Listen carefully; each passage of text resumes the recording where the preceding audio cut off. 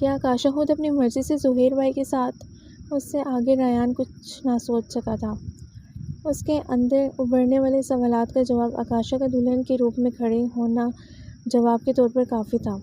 लोगों का लिहाज करते अपनी इज़्ज़त का भरम रखने के लिए सब अपनी अपनी जगह खामोश से हो गए थे और इसी खामोशी समेत सबकी मुबारकबाद वसूल करने लगी थी। जैसे जैसे करके तकरीब अपने इख्तिताम को पहुंची थी, आकाश और हादिया को आयशा बेगम ने अंदर लाउंज में भेज दिया था।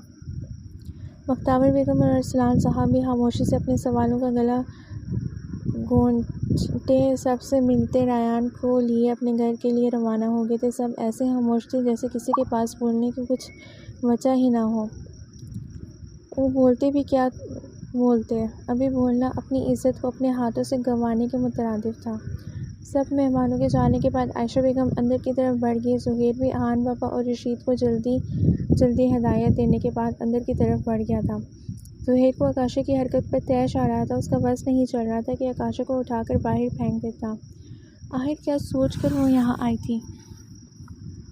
ज़ुहैर जब लॉन्च में दाखिल हुआ, आयशा बेगम आकाशा को ज़ुहैर के रूम में छोड़ आने का बोल रही थी। हादिया आकाशा को उठाते अपना लहंगा भी एक हाथ से संभालते उठ खड़ी हुई थी। नहीं, ये मेरे रूम में नहीं जाएगी। ज़ुहैर जो आयशा बेगम की बात सुन चुका था, फ़ौरन अंदर आता उसने गुस्से से कहा, क्यों नहीं जाएगी? बस मम्मा, ये मेरे कमरे में नहीं जाएगी, ना ही इस घर में रहेगी। ज़ुहैर ने दांत पीसते हुए आकाशा को हुनहार नज़रों से देखते हुए कहा, क्यों नहीं? आकाशा यहाँ रहेगी। बीवी नहीं है ये तुम्हारी? निकाह नहीं किया तुमने इससे? आयशा बेगम ने धीमे लहजे में मगर तंज़िया अंदाज अपनाते कहा, मम्मा, आप इसकी बातों में नहीं आए। इसने आपको झूठ में लिपटी कहानी सुनाई होगी, उसने आपको सच नहीं बताया होगा। मैं आपको सारी बात बताता हूँ। ज़ुहैर ने कहना चाहा और आकाशा ज़ुहैर की यूँ सफाइयाँ पेश करने पर तंज़िया मुस्कुराती रही। एक सुकून था जो उसके अंदर उतर रहा था और हादिया कभी आयशा बेगम को कभी ज़ुहैर को कन्फ्यूजन से देखती रही थी। बस ज़ुहैर, मैं जान चुकी हूँ सारा सच, और तुम्हारी नज़र में हमारी ज़रा भी अहमियत होती और तुमने हमें बताना होता तो बहुत पहले बता चुके होते। आयशा बेगम ने ज़ुहैर की बात काट दी। क्या बताया है तुमने मामा को? कौन सा झूठ बोला है मामा से? हाँ बोलो। ज़ुहैर ने तैश में आगे बढ़ते हुए आकाशा को बाजू से जकड़ते झंझोर डाला। वही जो सच था, जिस तरह ज़बरदस्ती तुमने मुझसे निकाह किया, मुझे हरास किया। आकाशा ने दो बदू जवाब दिया। हादिया, तुम अभी अपने रूम में जाओ। आयशा बेगम ने ज़ुहैर की जारिया देखते हादिया को फ़ौरन रूम में भिजवा दिया था। ज़ुहैर, छोड़ो उसे। ये तुम किस तरह बात कर रहे हो? बात करने की तमीज़ भुला चुके हो बीवी से? बीवी है ये तुम्हारी? बीवी हूँ, ये मेरी बीवी कैसी हो सकती है? मैं नहीं मानता इसे अपनी बीवी, जो घर में आते ही फूट डलवा दे। ये फूट कभी ना डालती अगर तुम कुछ भी करने से पहले मुझसे पूछ लेते, लेकिन तुमने पूछना तो दूर, बताना भी ज़रूरी नहीं समझा। और रही बात गलत बयानी की, तो आकाशा ने कोई गलत बयानी नहीं की। मैं खान बाबा और रशीद से भी मालूमात ले चुकी हूँ। आयशा बेगम ने तफसीलन कहा, लेकिन ज़ुहैर ने जैसे कुछ सुना ही नहीं था। वह बस हर हाल में आकाशा को अपने घर से बाहर देखना चाहता था। जिसने पहले उसकी बहन के साथ बुरा किया था और अब उसके घर में घुस आई थी, और पहली बार आयशा बेगम ज़ुहैर से खफा हुई थी। तुम निकलो यहाँ से अभी। ज़ुहैर को आकाशा की मौजूदगी ही आग बबूला कर रही थी। मैं बता रही हूँ ज़ुहैर, आकाशा कहीं नहीं जाएगी। बीवी है तुम्हारी, ये यहीं इसी घर में रहेगी। आयशा बेगम के लहजे में सख्ती दर आई थी। बीवी ठीक है, जब ये मेरी बीवी ही नहीं रहेगी तो फिर इसका यहाँ इस घर में कोई मकसद नहीं होगा ना। मैं ज़ुहैर हसन, आकाशा ज़हीर, तुम्हें अपने पूरे होशो हवास में तुम्हें इससे पहले कि ज़ुहैर कुछ कहता, आयशा बेगम के पड़ने वाले थप्पड़ से ज़ुहैर के अगले अल्फाज मुंह में ही रह गए। वो आयशा बेगम को देखकर शॉक्ड रह गया था। वो शॉक्ड होता भी क्यों? ज़िंदगी में पहली बार आयशा बेगम ने ज़ुहैर हसन पर हाथ उठाया था। ज़ुहैर हसन, इससे आगे तुमने एक लफ्ज़ भी बोला तो समझ लेना तुम्हारी कोई माँ नहीं है। मेरा और तुम्हारा रिश्ता इसी रिश्ते के साथ ख़त्म हो जाएगा। आकाशा बेगम ने एक एक लफ्ज़ छुपाते अपनी बात मुकम्मल की थी और ज़ुहैर अपनी जगह से हिलने के काबिल नहीं रहा था कि आयशा बेगम ने उस पर हाथ उठाया है। ज़ुहैर बेयकीनी के आलम में आयशा बेगम को देखता रहा। शादी कोई मजाक नहीं है कि जिसे चाहे तुम अपनी ज़िंदगी में ज़बरदस्ती शामिल कर लोगे और फिर जब दिल चाहेगा छोड़ दोगे। ज़ुहैर अपनी सुर्ख होती आंखों समेत दांत पीसते आकाशा को देखता रहा और अपना गुस्सा ज़ब्त करते कुछ भी कहे बगैर तेज़ तेज़ कदमों से चलता बाहर की तरफ बढ़ गया। आयशा बेगम ने खुद पर काबू पाते आकाशा को देखा, जो आयशा बेगम को ही देख रही थी। आओ आकाशा बेटा, मैं तुम्हें रूम दिखा देती हूँ, आयशा बेगम ने कहा और आकाशा को लिए ज़ुहैर हसन के रूम की तरफ कदम बढ़ा दिए। आकाशा, जो कुछ भी हुआ है उसे भूलने की कोशिश करना। मैं समझ सकती हूँ तुम्हारे साथ गलत हुआ है, लेकिन हो सके तो ज़ुहैर को माफ़ कर देना। उसे ज़रूर गलतफहमी हुई होगी, उन्होंने ज़ुहैर की सफाई में कहा था। आंटी, मैं आपके कहने पर यहाँ आ तो गई हूँ, लेकिन जो कुछ ज़ुहैर हसन ने मेरे साथ किया है उसके बाद आई एम सॉरी। आप मुझसे अच्छे की तवक्को नहीं रखिएगा, आकाशा ने साफ गोई से कह दिया। आयशा बेगम कुछ भी कहे बगैर वहाँ से चली गई थी। ज़ुहैर हसन, ये तो बस शुरुआत थी, अभी आगे भी देखना तुम्हारे साथ मैं क्या करती हूँ। तुमने मुझ पर कई बार हाथ उठाया था ना, इन तमाम थप्पड़ों का अजाला तो आज हो गया है। मुझे पड़ने वाले थप्पड़ों की अजियत उनके मुकाबले में फिर भी कम थी, जो तुम्हें आज तुम्हारी ही माँ के हाथों पड़ा है। खैर, देखते हैं कितने दिन यूँ घर से बाहर रहोगे। वैसे अच्छा ही है तुमने मुझसे मेरा आशियाना छीना, अब तुम अपना घर होते हुए भी बाहर रह रहे हो। चिच।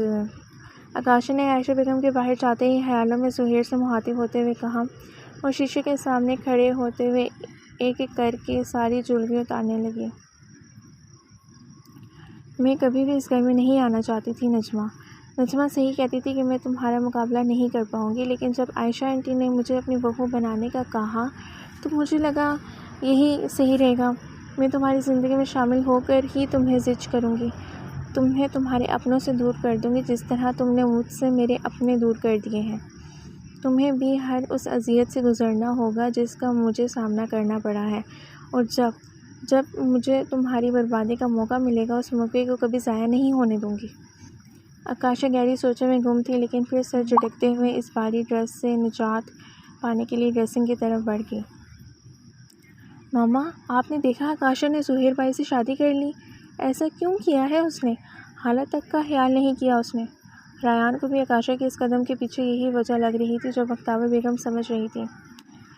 मैंने तुम्हें पहले ही कहा था, वरना वो मिल ना जाती। जैसे पुलिस उसे ढूंढ रही थी। मोहल्ले वालों ने भी कहा था कि बस एक दिन देखा, बाद में फिर गायब। तब देखने आई होगी कलसूम मर गई या नहीं।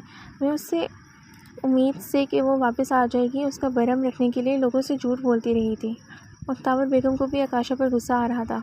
अगर बात यही थी तो आयशा ने हमें पहले ज़ुहैर और आकाशा के निकाह का क्यों नहीं बताया? अरसलान साहब ने पुरसोच अंदाज में कहा था। नहीं, मुझे नहीं लगता आयशा को पहले पता था। जिस तरह वो ज़ुहैर को देख रही थी, ज़ुहैर ने भी आयशा को नहीं बताया था। आयशा भी हमारी तरह इस सब से अनजान थी। ये सब आकाशा और ज़ुहैर की मिलीभगत लग रही है मुझे। बख्तावर बेगम ने अपनी सोच का इजहार किया। अरसलान साहब ने अहंकारा भरा तो रायान भी बिना कुछ कहे अपने रूम में चला गया था। अरसलान साहब मायूसी से रायान को जाता देखते रह गए। वो जानते थे रायान बहनों से भी बढ़कर आकाशा का ख्याल रखता था। आकाशा ने क्या किया था? उसका मान तोड़ दिया था। मेरा बच्चा काफ़ी हर्ट हुआ है आकाशा के इस अमल से। इतना अटैच था आकाशा से, और आकाशा ने ख्याल तक नहीं किया रायान का। बख्तावर बेगम मुंह में बड़बड़ाती रह गई। ज़ुहैर यूं ही कई घंटों तक सड़कों पर गाड़ी दौड़ाता रहा। फिर थक हार कर एक जगह गाड़ी रोक दी और खुद बाहर गुस्से से टहलने लगा। वो इस बात को मानने को तैयार नहीं था कि आयशा बेगम ने उस पर हाथ उठाया था, सिर्फ़ और सिर्फ उस आकाशा के लिए। आकाशा, तुमने ये बिल्कुल अच्छा नहीं किया है। मेरी मामा ने आज तक कभी प्यार से भी मुझ पर हाथ नहीं उठाया है। आज सिर्फ तुम्हारी वजह से मामा ने मुझे थप्पड़ मारा है। क्यों किया तुमने ऐसा? क्यों मेरी ज़िंदगी में आई हो? किस लिए आई हो? क्या मकसद हो सकता है तुम्हारा मेरे घर में आने का? कहीं आकाशा की वापसी का मकसद दौलत तो नहीं है? जब रेयान ने उसे दुत्कार दिया तो उसने ये हरबा इस्तेमाल करना शुरू कर दिया और मेरी ज़िंदगी में शामिल होने चल पड़ी है। रायान भी इसीलिए हदिया से शादी के लिए राज़ी हुआ होगा। भला वो आकाशा से निकाह अब कैसे कर सकता था? वो तो पहले ही मेरे निकाह में थी। ज़ुहैर हर बात के पहलू को नेगेटिविटी से सोचने लगा। वो कुछ भी समझने से कासिर था। हाँ, हम कौन सा आकाशा को जानते हैं? भले ही बचपन में जानते थे, लेकिन वो बचपन था। बचपन में इंसान जैसा होता है बड़ा होकर भी वैसा हो, इसकी क्या गारंटी होती है? इंसान वक्त के साथ साथ बदल जाता है, वरना आकाशा लोगों के हालात तो तब बेहतर थे। अब वो दौलत के लिए कर रही है ये सब कुछ, लेकिन मैं उसे उसके मकसद में कामयाब नहीं होने दूंगा। वो मम्मा को तो वर्गला सकती है, लेकिन ज़ुहैर हसन को नहीं। ज़ुहैर का दिमाग जाने किस रो में बहकने लगा था जब उसके मोबाइल पर कॉल आने लगी। उसने मोबाइल निकाल कर देखा तो वाजिद कॉलिंग के अल्फाज स्क्रीन पर जगमगा रहे थे। ज़ुहैर ने कॉल रिसीव कर ली। बस हमारी दोस्ती यही थी कि तुमने मुझे अपनी शादी में इनवाइट नहीं किया। इनवाइट तो दूर की बात है, बताया तक नहीं। वो तो मुझे अभी पता चला है कि हदिया के निकाह के साथ साथ मोहतरम अपना वलीमा भी सेलिब्रेट कर रहे हैं। कॉल रिसीव करते ही वाजिद की आवाज़ उभरी, जो कॉल रिसीव होते ही गिले करना शुरू हो गया था। मैं तुम्हारे घर आ रहा हूँ, ज़ुहैर ने वाजिद की बातों को नज़रअंदाज करते हुए कहा और फ़ोन बंद करके जेब में डालता गाड़ी में रवाना हो गया। अजमल साहब के एक बेटा और एक बेटी ही थी। सबसे बड़ा इशफाक और फिर बख्तावर बेगम। अजमल साहब इशफाक की निस्बत बख्तावर से ज़्यादा प्यार करते थे। एक वो छोटी थी, दूसरा माँ का साया भी नहीं था। बख्तावर की कोई दोस्त नहीं थी सिवाय कलसूम के, जो कि साथ वाले घर में रहती थी। दोनों के हालात में ज़मीन आसमान के फ़र्क के बावजूद दोनों की दोस्ती बरकरार थी। दोनों के स्कूल अलग अलग थे, फिर भी दोनों में बहुत गहरी दोस्ती थी। दोनों का एक दूसरे के घर आना जाना लगा रहता था। यूं ही वक्त के साथ साथ दोनों की दोस्ती गहरी होती गई। बख्तावर बेगम ने मैट्रिक के बाद कॉलेज जाना शुरू कर दिया, जबकि कलसूम बेगम मुतवस्सित तबके से ताल्लुक़ रखने की बिना पर अपनी तालीम मुकम्मल ना कर पाई। कॉलेज में ही बख्तावर की दोस्ती आयशा से हो गई, लेकिन उसके बावजूद कलसूम के साथ दोस्ती में फ़र्क नहीं आया। बख्तावर बेगम जब भी कॉलेज से वापस आती सबसे पहले कलसूम के घर का ही रुख करती थीं। जब तक वो कलसूम को सारी रुदात न सुना लेती, उनको चैन नहीं मिलता था। आयशा बेगम और बख्तावर बेगम का एक दूसरे के घर आना जाना लगा रहता। जबकि कलसूम बेगम कभी बख्तावर के घर जाती तो उनकी भी बात हो जाती आयशा से। वक्त गुजरता गया। जब कलसूम की शादी उसके वालिदैन ने सगीर से कर दी। सगीर साहब अकेले रहते थे। माँ बाप बहन भाई कोई भी रिश्ता उनका इस दुनिया में नहीं था। एक स्कूल में बतौर टीचर काम करते थे। अच्छी आमदन थी तो कलसूम के वालिदैन ने उनकी शादी कर दी। वो यहाँ से रुखसत होकर अपने घर यानी ससुराल चली गईं। दूसरी तरफ आयशा बेगम की भी शादी हसन साहब से हो गई। आयशा बेगम अपनी ज़िंदगी में खुश और मुतमईन थी। बेशक हसन साहब एक अच्छे शोहर साबित हुए थे। उनकी ज़िंदगी को मज़ीद ज़ुहैर की आमद ने रंगों से भर दिया। आयशा बेगम शादी के बाद भी बख्तावर के घर आती जाती रहती थीं। जबकि बख्तावर बेगम की भी शादी हो गई, लेकिन कलसूम बेगम के यहाँ कोई औलाद ना थी। फिर अल्लाह ने बख्तावर बेगम को रायान अहमद, जबकि कलसूम बेगम को आकाशा से नवाजा था। आकाशा भी 2 बरस की थी जब सगीर साहब इस दुनिया से रुखसत हो गए, जिससे कलसूम बेगम के हालात मज़ीद ख़राब हो गए। वो अकेली औरत क्या करती। इसी वक्त बख्तावर बेगम ने उनका खूब साथ दिया। बख्तावर बेगम अक्सर आकाशा को अपने घर ले आती तो रायान और आकाशा में खूब दोस्ती हो गई। आकाशा का बचपन रायान के साथ ही गुजरा। यहीं आयशा बेगम की भी अक्सर आमद से आकाशा से मिल लेती या कभी कभार कलसूम से मुलाकात हो जाती, जो काफ़ी साबिर खातून थीं। ज़ुहैर और हदिया भी उनके साथ होते, जो आकाशा और रायान के साथ घुल मिल जाते। सब कुछ अच्छे से जा रहा था जब कुछ सालों बाद हसन साहब को बिज़नेस के मामले में अमेरिका जाना पड़ा। फैमिली को वो यहाँ अकेला छोड़ने को तैयार नहीं थे, जिसकी वजह से वो आयशा बेगम और अपने दोनों बच्चों समेत अमेरिका चले गए। उनके अमेरिका जाने के बाद बख्तावर बेगम और आयशा के रवाबित में खासी कमी आ गई। बख्तावर बेगम भी कुछ अपनी ज़िंदगी के मसरूफ़ियात में यूँ मसरूफ़ हो गई कि फिर आयशा से इतना रब्ता ना रहा, लेकिन कलसूम के यहाँ उनका आना जाना लगा रहता। शुरू में तो बख्तावर बेगम ने कलसूम के मना करने के बावजूद आकाशा की तालीम अपने ज़िम्मे ली। आकाशा पढ़ाई में इंटेलिजेंस की बिना पर स्कॉलरशिप लेती रहती थी और फिर ट्यूशन पढ़ाने लगी। कलसूम बेगम के हालात अब भी वैसे ही थे। बस एक घर था जो सगीर साहब का था, जो काफ़ी अच्छा था, और बाकी बख्तावर बेगम ने उनका ख़ास ख्याल रखा था, जिसकी वजह से आकाशा अपनी तालीम मुकम्मल कर पाई थी। अब तो माशाल्लाह से रायान और आकाशा भी बड़े हो गए थे। दोनों में खूब अंडरस्टैंडिंग थी। रायान की कोई बहन नहीं थी, लेकिन उसने आकाशा को अपनी बहनों से भी बढ़कर उसका ख्याल रखा था। दोनों झगड़ते भी खूब थे और दोस्ती भी थी। आकाशा अपनी हर बात रायान से शेयर करती थी और रायान भी, हत्ता कि हदिया के बारे में भी रायान ने आकाशा को बता दिया था। आकाशा बचपन से ही रायान को अहमद बुलाने लगी थी। अब ये आदत इतनी पुख्ता हो चुकी थी कि वो अभी तक अहमद ही बुलाती थी। दोनों एक दूसरे को समझते थे, जानते थे। यही वजह थी कि आकाशा की गैर मौजूदगी पर भी रायान ये मानने को तैयार नहीं था कि आकाशा खुद से किसी के साथ जा सकती है। वो जानता था कि आकाशा अपनी माँ से सबसे ज़्यादा प्यार करती है, फिर वो कैसे जा सकती थी। उनको इस हाल में छोड़कर। लेकिन जो कुछ उसने आज देखा था उससे उसे यकीन हो गया था कि आकाशा खुद से ही गई थी, वो भी ज़ुहैर हसन के साथ। लेकिन उसको समझ में नहीं आ रही थी कि आखिर आकाशा ने ऐसा क्यों किया। अगर उसे ज़ुहैर हसन से मोहब्बत थी तो उसने ये रास्ता क्यों चुना। एक बार वो बात करके देखती रायान खुद उसकी शादी करवा देता। इसी बात ने रायान को परेशान कर दिया था कि क्या आकाशा इस पर इतना यकीन भी नहीं कर पाई थी कि रायान से शेयर करती। जब से आयशा बेगम ने ज़ुहैर हसन पर हाथ उठाया था वो खुद भी बहुत अपसेट हो गई थी। आखिर होती भी क्यों ना, अपनी ज़िंदगी में पहली बार हाथ उठाया था ज़ुहैर हसन पर, और ऊपर से ज़ुहैर का भी कुछ पता नहीं था कि कहाँ है। हान बाबा, ज़ुहैर नहीं आया अभी तक क्या? आयशा बेगम ने तफक्कुर से हान बाबा से ज़ुहैर के बारे में दरियाफ्त किया था, जो 2 दिन से घर नहीं आया था, ना ही उसकी कोई खबर थी। नहीं बेगम साहिबा, हान बाबा ने सर झुकाते हुए अफसरदगी से कहा। इसका कुछ पता भी नहीं चला कि कहाँ है। परेशानी आयशा बेगम के हर अंदाज से आया थी। नहीं, शायद वो अपने किसी दोस्त की तरफ हों। ठीक है, आप जाएं। आयशा बेगम की परेशानी में इजाफा होता जा रहा था। आखिर ज़ुहैर कहाँ जा सकता है? कभी मुझसे ऐसे नाराज़ नहीं हुआ जैसे अभी हुआ है। अल्लाह मेरे बेटे की हिफाजत करे। आयशा बेगम वही लॉन्च के सोफ़े पर बैठी परेशानी से ज़ुहैर के लिए दुआ करने लगी। अस्सलाम वालेकुम। आकाशा ने लॉन्च में आते आयशा बेगम को सलाम किया और वहीं सोफ़े पर बैठ गई। वालेकुम अस्सलाम। परेशान हैं? कभी वो मुझसे नाराज़ नहीं हुआ, और अब नाराज़ हुआ है तो अपनी माँ को अपना चेहरा दिखाने का रिवादार नहीं समझ रहा। आकाशा बेगम अफसरदा हो गई थी। आप परेशान नहीं हो आंटी, सब ठीक हो जाएगा, आ जाएगा वापस। आकाशा को जाने क्यों आयशा बेगम का परेशान होना अच्छा नहीं लग रहा था। शायद वो जानती थी इस सब से आयशा बेगम नावाकिफ़ थी। ज़ुहैर के किए की सज़ा वो किसी और को नहीं दे सकती थी। तुम नाश्ता कर लो, बशीरा ने नाश्ता तैयार कर दिया होगा। आप भी चले मेरे साथ, नाश्ता इकट्ठे करते हैं। हदिया तो आज यूनिवर्सिटी गई है, वो जाना नहीं चाह रही थी, मैंने ही भेज दिया, और नाश्ता मैंने कर लिया है, तुम कर लो। आयशा बेगम ने अपने चेहरे पर मुस्कुराहट लाते हुए कहा और आकाशा को नाश्ता करने भेज दिया। आकाशा भी नाश्ता करने लगी।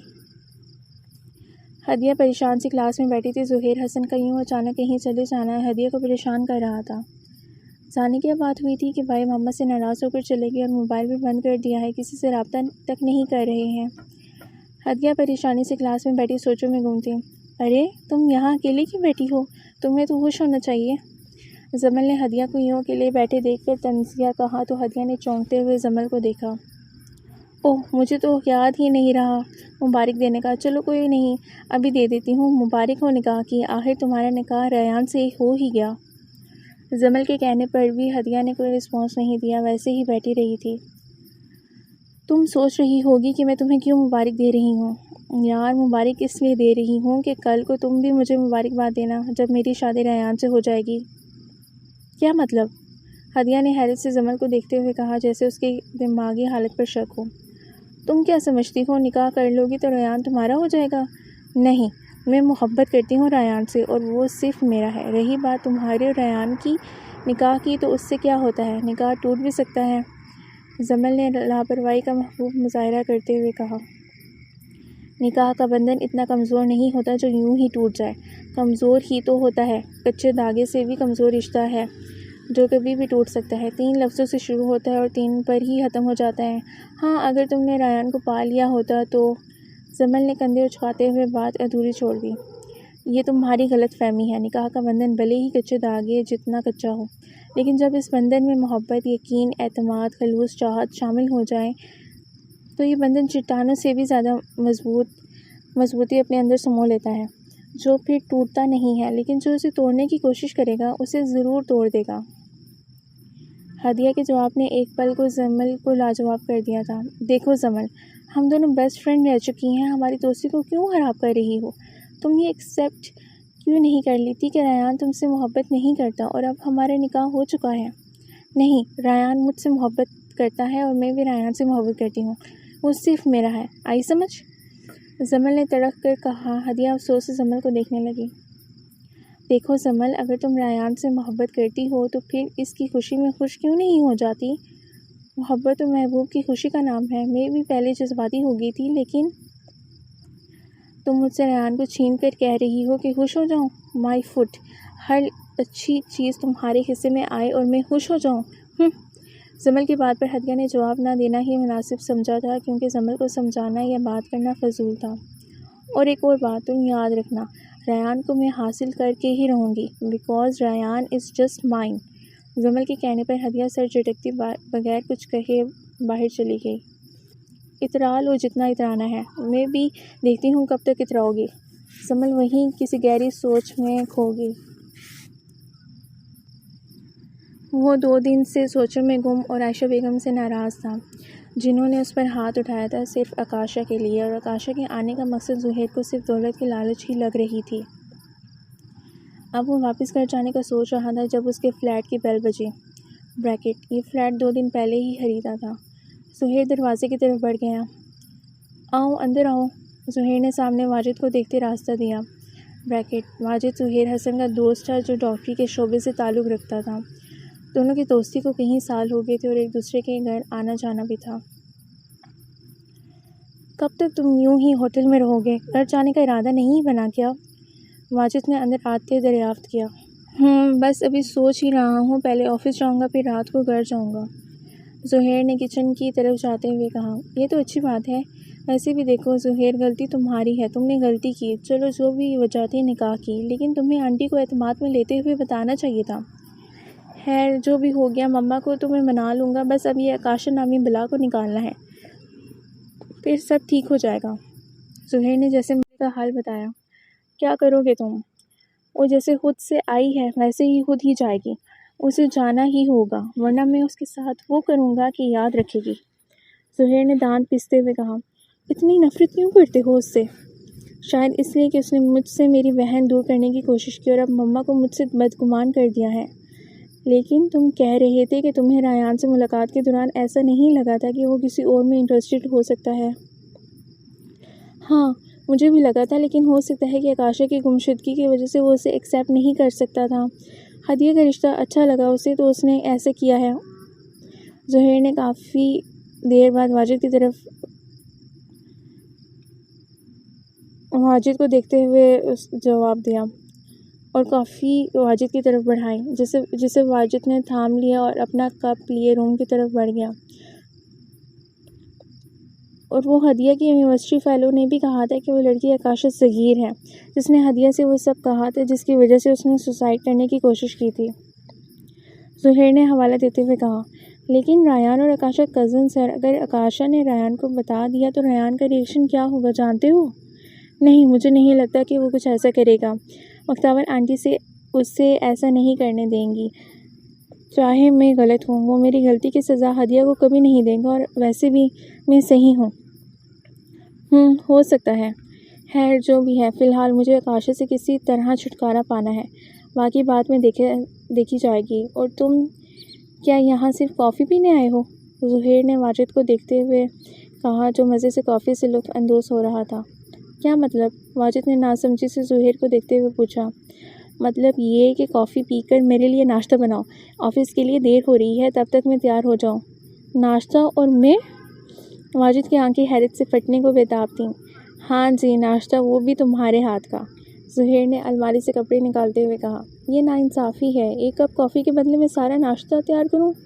मैं क्या बीवी हूँ तुम्हारी जो मेरे हाथों का तुमने खाना खाना है? मुझसे नहीं बनता। वाजिद ने मुंह बनाते हुए कहा। बनाना तो तुमने ही है। ओके, मेरे आने तक नाश्ता तैयार हो जाए। ज़ुहैर अपना हुक्म सादे करते वॉशरूम में घुस गया। इंतहाई फजूल इंसान हो तुम। वाजिद ने भी पीछे से हाँक लगाई और मुंह बसोड़ता किचन की तरफ बढ़ गया। मामा, मुझे आपसे बात करनी है। जमल ने ब्लैक साड़ी में मलबूस मकसद से तैयार मिसेस महमूद से कहा, जो कहीं जाने के लिए तैयार थीं। सॉरी जमल, मैं तुमसे आकर बात करूँगी, अभी मुझे एक पार्टी में जाना है। मिसेस महमूद ने अपनी साड़ी का पल्लू सेट करते हुए कहा। लेकिन मामा, मेरी बात कहाँ ना आकर होगी। ओके, मैं अभी निकलती हूँ, नहीं तो मैं लेट हो जाऊँगी। मिसेस महमूद बगैर सुने चली गई। काश मामा आप भी हदिया की मामा की तरह होती, जो अपने बच्चों की खुद से ज़्यादा केयर करती हैं, लेकिन आप। जमल ने सर झटकते सोचा। कोई बात नहीं, रायान की मामा, उसकी फ़ैमिली भी बहुत केयरिंग है। जब मेरी रायान से शादी हो जाएगी तब मुझे भी आइडियल फैमिली मिल जाएगी, जहाँ मोहब्बत से जुड़े रिश्ते होंगे। जहाँ सब एक दूसरे का ख्याल रखते होंगे, एक दूसरे के लिए वक्त होगा। आपके लिए मम्मा कभी हम बहन भाइयों के लिए टाइम ही नहीं होता। जमल सोचती रह गई। जब उसके मोबाइल पर कॉल आने लगी तो वो चौंक सी गई और स्क्रीन पर निया का नंबर देकर कॉल रिसीव कर ली। ओके ठीक है, मैं भी आ रही हूँ, जमल ने कहा और बाहर की तरफ बढ़ गई। बेगम साहिबा नीचे बुला रही हैं, खाना खा लें हदिया बीबी। हदिया कॉलेज से आते ही अपने रूम में बैठी थी जब मुलाजमा ने आयशा बेगम का पैगाम दिया। तुम चलो, मैं कुछ देर में आती हूँ। हदिया के कहने पर मुलाजमा सैर लाती वापस चली गई। हदिया भी स्लीपर पहने नीचे चली आई जहाँ आयशा बेगम और आकाशा खाने की टेबल पर पहले से ही विराजमान थे। हदिया भी चेयर खींचते आकाशा के साथ वाली चेयर पर बैठ गई। आकाशा जब से इस घर में आई थी, हदिया की आकाशा से बात ही नहीं हो पाई थी। कैसी हैं भाभी? हदिया ने मुस्कुराते हुए बशाश अंदाज में आकाशा को मुखातिब किया, लेकिन आकाशा की कोई जवाब न देने पर हदिया की मुस्कुराहट फीकी पड़ गई। नाराज़ हैं आप मुझसे? तुम तो ऐसे पूछ रही हो जैसे तुम कुछ जानती ही नहीं हो। आकाशा ने लहजे में तलखी समोकर कहा। आकाशा, तुम कुछ ले क्यों नहीं रही? ये लो, ये बिरयानी खाओ, बशीरा बहुत मज़े की बनाती है। आयशा बेगम ने बिरयानी की डिश आकाशा की तरफ बढ़ाते हुए कहा। वो नहीं चाहती थी कि हदिया और आकाशा के दरमियान कोई तल्ख कलामी हो। नहीं आंटी, मुझे जितनी भूख थी मैं खा चुकी हूँ, आप लोग खाएं। आकाशा एक तल्ख निगाह हदिया पर डालती वहाँ से चली गई। आयशा बेगम हदिया आकाशा को जाता देखती रह गई। उन्हें हदिया की मौजूदगी में आकाशा को उठकर चले जाना समझ आ रहा था। मामा, भाभी मुझसे नाराज़ हैं? जो कुछ उसके साथ हुआ है उसकी नाराज़गी बनती है। खैर, तुम खाना खाओ। लेकिन मामा, हुआ क्या है? भाभी भी बात नहीं करती किसी से, भाई का भी कुछ पता नहीं है, कहाँ है, आखिर ये हो क्या रहा है, मुझे बताएं। हदिया इस सारे वाक़े से उलझ चुकी थी। बता दूंगी, पहले ज़ुहैर घर आ जाए और अगर आकाशा तुमसे थोड़ा रूडली बात करे तो तुम आकाशा की बातों से नाराज़ ना होना, उसकी बातों को दिल पर ना लेना। लेकिन क्यों मम्मा, वो क्यों मुझसे रूडली बात करेंगी? बस वो हमसे थोड़ा बदगुमान हो गई है। खैर, हम उसकी सारी बदगुमानी दूर कर देंगे, बस तुम अपना बिहेवियर सही रखना। मैं क्यों बुरा बिहेव करूँगी भाभी से? भाभी हैं वो मेरी, मैं तो उन्हें अपनी बेस्ट फ्रेंड बनाऊंगी। देख लीजिएगा मम्मा, मेरी और भाभी की खूब दोस्ती हो जाएगी। हदिया ने मुस्कुराते हुए कहा। ओके, अब खाना खा लो। आयशा बेगम के कहने पर हदिया खाना खाने लगी तो आयशा बेगम आकाशा का हदिया के साथ रवैये को सोच कर ठंडी आह भर कर रह गई। रायान अभी फ्रेश होकर अपने कमरे में आया जब बख्तावर बेगम उसके कमरे में चली आई। क्या बात है मम्मा, कोई बात करनी है आपने? रायान में पूछना चाहती थी कि तुम्हारी हदिया से बात हुई है। बख्तावर बेगम ने पूछा। नहीं मम्मा, आपकी आयशा आंटी से हुई? हाँ हुई थी, मुख्तसरन जवाब दिया। तो आपने पूछा वो सब क्या था? नहीं, वो पहले ही काफ़ी परेशान लग रही थी तो मैंने पूछना मुनासिब नहीं समझा। वैसे मुझे लगता है कि आकाशा और ज़ुहैर का निकाह पहले हुआ था और इस सब से कोई वाकिफ़ नहीं था। आयशा को बाद में पता चला होगा तो उसने फिर उसे इसीलिए अचानक अनाउंसमेंट की। मुझे भी ऐसा ही लगता है। खैर, कल मैं हदिया से मिलने यूनिवर्सिटी जाऊँगा तो उससे पता चल जाएगा। ओके, टेक केयर बेटा। ओके, लेकिन बेटा इस सब का तुम्हारे और हदिया के रिश्ते में फ़र्क नहीं पड़ना चाहिए। जो भी किया वो आकाशा और ज़ुहैर ने किया है। जी मम्मा, हदिया का जब कोई कसूर ही नहीं है तो मैं क्यों उसे कुछ कहूँगा? और वैसे भी जब ज़ुहैर और आकाशा ने अपनी ज़िंदगी का फ़ैसला खुद किया है तो हम कौन होते हैं रोकने वाले? रायान भी मुत्तफिक था। ये तुम ठीक कह रही हो। ओके, अभी ऑफिस से थके हुए आए हो, तुम नीचे आ जाओ, मैं खाना लगाती हूँ। खाना खाने के बाद कुछ आराम कर लेना। बख्तावर बेगम कहती नीचे चली गई। आकाशा किस मुश्किल में डाल दिया है। यूँ लगता है जाने कितनी सदियों का फासला आ गया है हमारी दोस्ती में। काश तुम हमें बता देती तो ये सब ना होता, कम से कम हाला का ही ख्याल कर लेती। रायान अफसरदगी से सोचता रह गया। सब अपने अपने कमरों में थे जब ज़ुहैर हसन वापस घर आया। काम ज़्यादा होने की वजह से उसे ऑफिस में काफ़ी टाइम हो गया था। अभी भी टाइम देखा तो रात के 12 बज रहे थे। उसने आयशा बेगम को परेशान करना मुनासिब नहीं समझा, इसलिए सीढ़ियाँ चढ़ता अपने कमरे की जानिब बढ़ गया। कमरे में दाखिल होते ही उसे एसी की ठंडी ठंडी हवा ने उसका इस्तकबाल किया, लेकिन ये ठंडी हवा भी सामने का मंजर देखने पर ज़ुहैर के माथे पर पड़ने वाले बालों को रोक नहीं पाई थी। सामने ही आकाशा ज़ुहैर हसन के बेड पर नींद दराज मीठी नींद के मज़े लूट रही थी। मेरी ज़िंदगी में परेशानियां बढ़ाकर मेरे ही कमरे में कब्ज़ा जमाए नींद के मज़े लूट रही है। ज़ुहैर ने तने हुए असाब समेत सोचा और हाथ में पकड़ा बैग सोफे पर फेंकता आकाशा के बेड की तरफ बढ़ गया, जबकि आकाशा करवट के बल गर्दन तक कंबल ताने सो रही थी। ज़ुहैर हसन ने आकाशा के कंबल के बाहर मौजूद उसके हाथ को ज़ोर से पकड़ते खींचा तो आकाशा अगले ही पल हड़बड़ा कर ना सिर्फ उठी थी बल्कि खुद को भी बामुश्किल बेड से गिरने से बचाया था। पहले आकाशा को समझ ही ना आई कि हुआ क्या है, लेकिन फिर सामने होनहार तेवर लिए ज़ुहैर पर नज़र पड़ी तो एकदम समझ आ गई। लेकिन कोई भी रद्द-ए-अमल ज़ाहिर किए बगैर आकाशा फिर से कंबल तान कर लेट गई।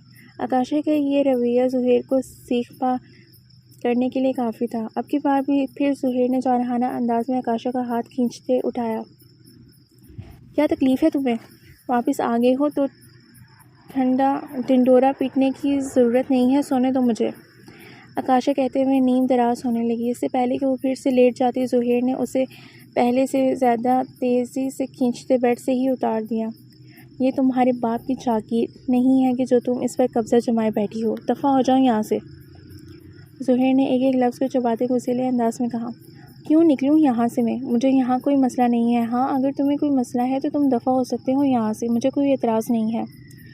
आकाशा ने भी तड़क कर अपना हिसाब बराबर किया। तुम्हारा इस घर में आने का जो भी मकसद है आकाशा, याद रखना मैं कभी भी पूरा नहीं होने दूंगा। तुम क्या समझती हो कि दौलत के लालच में मेरी माँ की झूठी बातों में फांस कर आ जाओगी? तो मैं ऐसा नहीं होने दूंगा, ऐसा कभी नहीं होगा। ज़ुहैर के लहजे में आकाशा के लिए कड़वाहट ही कड़वाहट थी। तुम्हारी सोच भी तुम ही जैसी है, चीप, और मुझे तुम्हारी तरह झूठ बोलने की आदत नहीं है। एक एक बात मैंने सच बताई है आंटी को, और हाँ, जिस मकसद के लिए मैं आई हूँ वो मैं पूरा करके ही रहूँगी। आकाशा ने हरदर्मी के सारे रिकॉर्ड तोड़ डाले। देखता हूँ मैं भी दौलत के लालच में तुम किस हद तक जा सकती हो। अगर मामा ने तुम्हें यहाँ रखा है तो शौक़ से रहो, लेकिन याद रखना मैं तुम्हें इतना मजबूर करूँगा कि तुम खुद ही वापस चली जाओगी। चलो देख लेते हैं। आकाशा ने लापरवाही से कंधे उचका दिए। खैर, अभी तो निकलो यहाँ से, ये मेरा कमरा है और मैं अपने कमरे में फ़िजूल चीज़ों को बर्दाश्त नहीं करता। ज़ुहैर हसन, याद रखो यही फ़िजूल चीज़ को अब तुम अपनी ज़िंदगी में शामिल कर चुके हो। आकाशा ने जताते हुए कहा तो ज़ुहैर के माथे पर मज़ीद बल नमूदार होने लगे। ज़ुहैर ने बगैर कुछ कहे गुस्से से आकाशा का बाजू दबोचा और कमरे से बाहर निकाल दिया।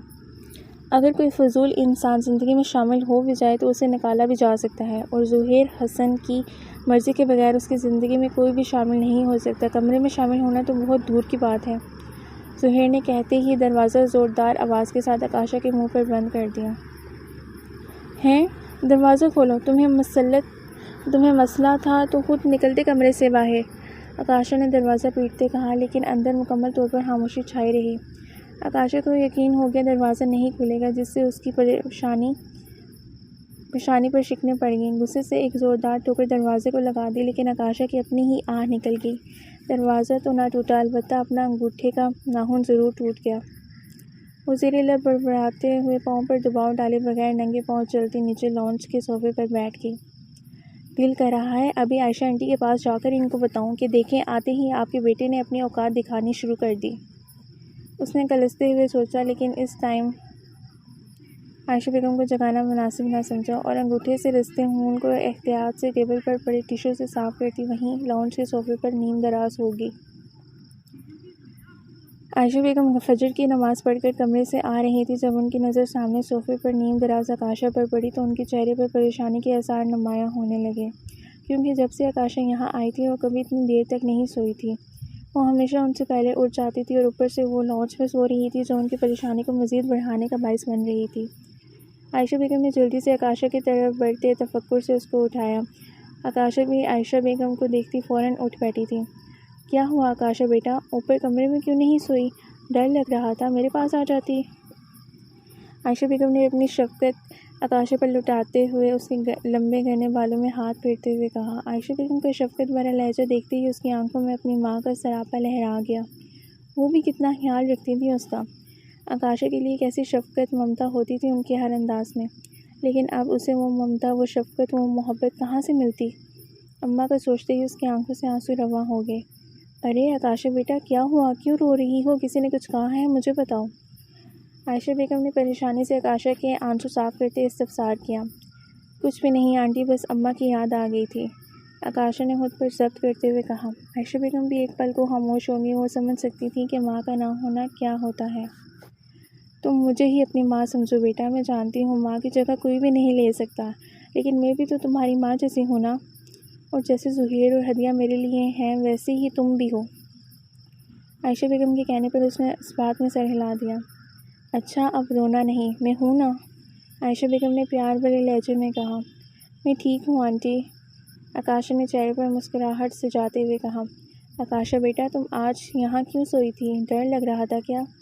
नहीं आंटी, ऐसी बात नहीं है। वो ज़ुहैर आ गया है ना, तो उसने मुझे कमरे से बाहर निकाल दिया था।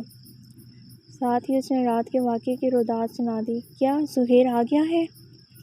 आयशा बेगम के चेहरे पर इत्मीनान छा गया, लेकिन अगले ही लम्हे वो ज़ुहैर के रवैये पर शर्मिंदा सी हो गई थी। आई एम सॉरी बेटा, तुमने मुझे रात में ही क्यों नहीं बताया?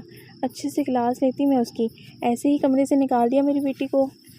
रात ज़्यादा हो गई थी, मैंने आपकी नींद ख़राब करना मुनासिब नहीं समझा। अभी आयशा बेगम और आकाशा बातें कर रही थी जब ज़ुहैर फ्रेश सा ऑफिस जाने के लिए तैयार नीचे आया।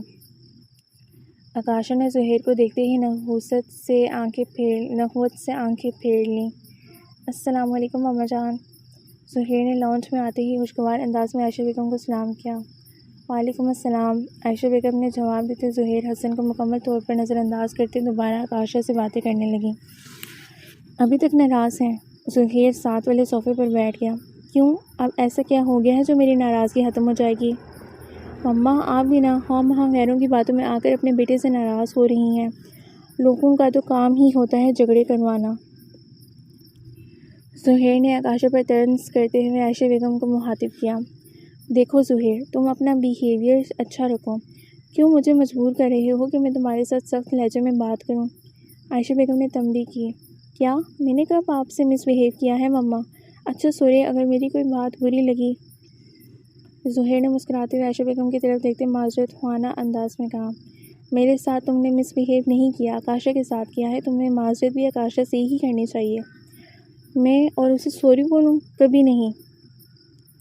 ज़ुहैर ने हत्थे से उखड़ते आकाशा को जहर आलूद नज़रों से देखा। ज़ुहैर, तुम गलती पर गलती करते जा रहे हो और मुझे सख्ती करने पर मजबूर कर रहे हो। आयशा बेगम ने ज़ुहैर को झिड़क दिया। मम्मा, मैं कोई गलती नहीं कर रहा। तो रात को तुमने जो आकाशा के साथ बिहेव किया वो क्या था? उसे कमरे से क्यों निकाला? आयशा बेगम ने जताते हुए कहा। ये यही डिज़र्व करती है और मैं पहले ही बता चुका हूँ कि ये मेरे कमरे में नहीं रहेगी। ज़ुहैर ने अपनी बात पर जोर देते हुए दुरुस्तगी से कहा। तुम्हें मसला है तो तुम कमरा चेंज कर लो, लेकिन आकाशा वहीं रहेगी उसी कमरे में। आयशा बेगम ने भी दो टोक अंदाज में कहा। वो मेरा कमरा है मम्मा। तुम्हारा कमरा था, अब वो आकाशा का भी है। मत भूलो कि तुमने खुद आकाशा से निकाह किया है, बीवी है तुम्हारी। आयशा बेगम ने ज़ुहैर को बावर करवाया, जिससे एक पल को ज़ुहैर हसन खामोश हो गया। ये मेरी बीवी कभी ना रहती अगर उस दिन आपने रोका ना होता मम्मा। उस दिन वाले वाक़ये को याद करते हुए ज़ुहैर का लहजा खुद बहुत तल्ख़ हो गया था। वो कैसे भूल सकता था? सिर्फ आकाशा की वजह से आयशा बेगम ने उस पर हाथ उठाया था। तुम्हें ना रोकती और तुम्हें गलती पर गलती करने देती। आयशा बेगम ने भी गुस्से से कहा और आकाशा पास बैठी दोनों को देखती रही। उसे अच्छा लग रहा था कि ज़ुहैर के अपने ही रिश्तों को उसके खिलाफ होते देखकर। आखिर उसने भी तो उसके रिश्ते छीने थे। मम्मा, मैं कोई गलती नहीं कर रहा था। ज़ुहैर ने हरदर्मी से कहा। अब तुम अपनी माँ से जुरा करोगे? आयशा बेगम के कहने पर ज़ुहैर ठंडी सांस भरता रह गया। आखिर आकाशा ने उसे किस मुकाम पर ला कर खड़ा कर दिया था, जहाँ वो अपनी जान से प्यारी मम्मा जान से इख्तलाफ कर बैठा था। हदिया आ रही है तो मज़ीद इस पर कोई बात नहीं की जाएगी। मैं घर के माहौल में मज़ीद कोई कशीदगी नहीं चाहती। आयशा बेगम ने जीने उतरती हदिया को देखते ज़ुहैर को मौन किया। दूसरी तरफ आकाशा ने भी हदिया को देखते अपनी आंखें घुमा लीं। इससे पहले कि ज़ुहैर कुछ कहता, हदिया की नज़र ज़ुहैर पर पड़ी तो वो भागती हुई आई। ज़ुहैर के गले लग गई। ज़ुहैर को हदिया का ये अंदाज़ बिल्कुल छोटे बच्चों की तरह लगा। हदिया के बचकाना अंदाज़ पर ज़ुहैर के चेहरे पर खुद बहुत मुस्कुराहट फैल गई। ज़ुहैर ने मुस्कुराते हुए हदिया के सर पर हाथ फेरा। ड्रामेबाज। आकाशा ने बड़बड़ाते मुँह फेर लिया। शुक्र है भाई आप आ गए। कहाँ थे आप इतने दिनों से? हम इतने परेशान हो गए थे। हदिया ने तफक्कुर से पूछा। कहीं नहीं मेरी गुड़िया, बस ऐसे ही। खैर छोड़ो इन बातों को, बहुत भूख लग रही है, चलो और नाश्ता करते हैं। वैसे भी इतने दिनों से अपनी गुड़िया के साथ नाश्ता नहीं किया। सुहेल हदिया को प्यार भरे लहजे में कहता हदिया को अपने साथ लिए डाइनिंग की तरफ बढ़ गया। चलो आकाशा बेटा, तुम भी नाश्ता कर लो। आयशा बेगम ने आकाशा को वहीं बैठे देखकर कहा, नहीं आंटी, आप नाश्ता करें, मैं पहले फ़्रेश हो जाऊं और अभी इससे भी गर्म पानी से धो लूं। आकाशा ने अपने पाँव की तरफ इशारा करते हुए कहा, जहाँ टूटे हुए नाखून के साथ खून जम चुका था। चलो ठीक है, फ्रेश हो जाओ और सिर्फ धोना नहीं, मरहम भी लगा देना, आराम मिलेगा। आयशा बेगम के हिदायत देने पर आकाशा सर हिलाती ऊपर ज़ुहैर के रूम की तरफ बढ़ गई। आयशा बेगम जानती थी हदिया और ज़ुहैर की मौजूदगी की बिना पर आकाशा खाना खाने से इनकार कर गई है और यही बात उनको ठंडी आह भरने पर मजबूर कर गई थी। आज यूनिवर्सिटी नहीं जाना क्या? ज़ुहैर ने टोस्ट पर बटर लगाते हदिया को देखा, जो मज़े से आराम से नाश्ता करते बातों में मगन थी। बिल्कुल नहीं, इतने दिन बाद आप घर आई हैं, आज तो मुझे आपसे ढेर सारी बातें करनी है। हदिया ने खुशगवार अंदाज में कहा। इतनी देर में आयशा बेगम भी डाइनिंग टेबल पर आ गई। मतलब आज तुम पक्का प्लान बना चुकी हो मेरे कानों पर जुल्म डालने का? ज़ुहैर ने मसनूई बेचारगी से कहा। बिल्कुल। अरे मम्मा, आप कुछ ले क्यों नहीं रही? हदिया ने आयशा बेगम को ऐसे ही बैठे देखकर कहा, ले रही हूँ, तुम लोग भी अब ध्यान से नाश्ता करो, बातों में लगे हो तब से। आयशा बेगम ने दोनों को झिड़क दिया। दोनों मुस्कुराते हुए खाने पर झुक गए।